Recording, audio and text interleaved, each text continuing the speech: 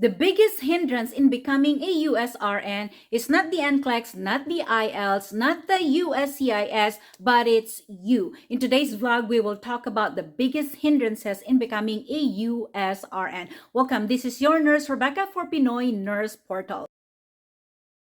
Number one biggest hurdle in becoming a USRN is not believing that you are capable and not believing that you are worth it. This, I believe, is the biggest hurdle or the biggest hindrance in becoming a USRN or reaching your goals. I've seen a lot of nurses who doubted their capabilities because they listened to someone else. For example, someone did not pass the NCLEX or someone tried their luck in coming over here and failed and told that story or told their story to you and you listen to them. You are not them. Did you try your luck yet? Did you try it before even believing them? They are not you. You are not them. Martin Luther King said you don't have to see the entire staircase. Just take the first step, okay? Do the first step this year. Promise yourself. Write it on the on the comment section down below. Write your affirmations, okay? If you want to pass the NCLEX, write the word, I will pass NCLEX this year. Or better yet, write the month that you want to pass the NCLEX, okay? Because anything you write after the word I will happen if you will work on it, okay? It's hard wherever you go. I've seen a lot of nurses whose dream is to come to the United States. I'm not saying that nursing is perfect here. What I'm trying to say is go for your dream, okay? Reach for your dreams. If this is your dream to become a USRN, go for it. You have to wear your blinders. You know how horses have blinders so they could focus and see their route. If you are somewhere else right now working as a nurse rather than a USRN, steer the wheel back to the goal, to the path that you want to reach, okay? So this year, promise yourself you will work on that dream again. You go, girl.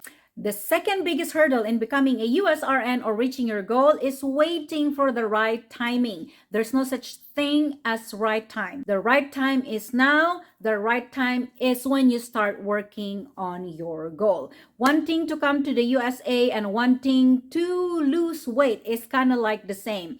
Nothing's going to happen if you are not going to work on it. You know how you gained weight. You ate too much. You know why you're not here as a USRN yet. You did not do the first step yet, okay? So let's say you already overcome the first hurdle, which is believing in yourself. Now do the second part, okay? Don't wait for the right timing. The right time is when you start working on it. Let me share a story in regards to this topic and how the right timing is when you make the first move. So sometime in 2003, I wanted to go to Singapore or somewhere else rather than the United States because back then you need a CGFNS qualifying exam to come over here, and I did not have that. I did not have the money to take that exam. So I went to POEA. I was looking for an agency to take me to Singapore because my thought process was I wanted to go to a country that's close to the Philippines. That way, on my days off, I could go visit my child, my family. So that did not happen. When I went to POEA, they did not have an agency that takes nurses to Singapore.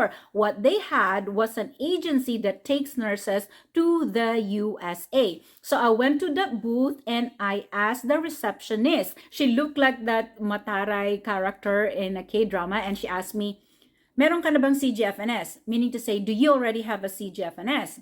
So I said no, and I left the booth. And okay, so blessing in disguise, it was raining and I did not have an umbrella back then. And I don't know, for some reason that day, I felt like nature was working on my side because I went back to that booth and there was another receptionist and she was nicer than the first one. She gave me a list of the requirements and none of the requirements said CGFNS. None of that, not the CGFNS qualifying exam. And that's how my story started in becoming a USRN. So good luck. Do the first move today, okay? Malay ninyo, next year or this year, we will see each other in the United States. Number 3 hurdle in becoming a USRN or reaching your goal is, you know what this is? Procrastinating. Let's say you already overcome the first hurdle. You now believe in yourself. You already did the first move. You started reviewing for NCLEX or IELTS, but you've been procrastinating, girl. If you've been reviewing for your NCLEX over 3 months, no one should review NCLEX over 3 months, okay?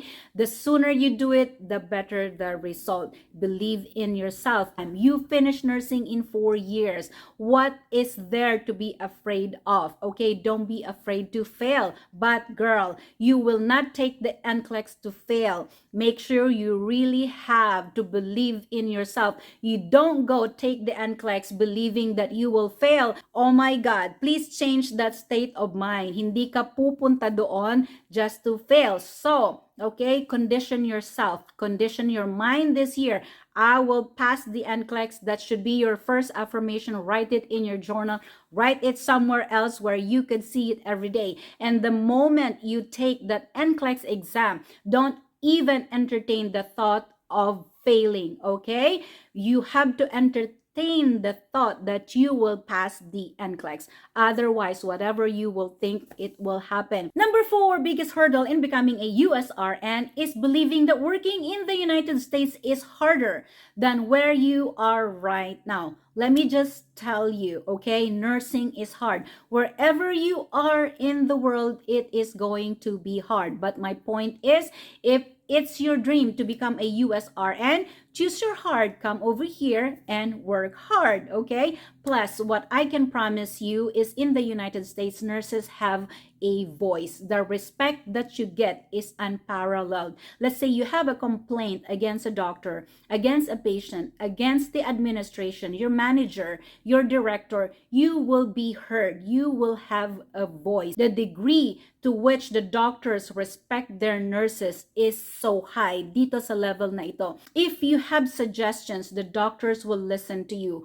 If you tell the doctor your patient is confused, the doctor will make an order based on your assessment as a nurse. I told you the degree to which they respect the nurse's assessment, the nurse's decision is to this level, to the roof, to the sky. And I love that we are given so much room for growth in the United States. If you want to be a nurse practitioner, you can go to school, become a nurse practitioner. Later on, you could write prescriptions. You can be like a doctor, although you are not paid the same as a doctor, but still you can have that independence and you can have that choice. And if you don't want to work at bedside anymore, you can become a nurse informatics, case manager. Ang dami. There are so many other options. I think there are about 100 choices you can make when you come over here. And the last hurdle in becoming a USRN is not having a why. If you know Simon Sinek, he is so obsessed with finding your why. He said the youngest why he found or he saw was from a 16-year-old. If you are 40 years old right now, or if you are like me who is 46 years old and you don't know your why yet, or maybe you are watching this and you are in your 50s and you don't have your why, don't worry. You are not Simon Sinek. And we don't need Simon Sinek to find our whys, okay? Maybe you don't know your why yet. Just look for any why, okay? Any reason to come to the United States. Let me tell you another example. Back when my daughter was young, one time we did not have rice to cook. This is true story. I'm not bluffing. We did not have rice to cook and I could cry right now. Let me stop this video. There was one time we did not have rice to cook. My daughter had to eat oatmeal. She was, I think, I don't know how old she was.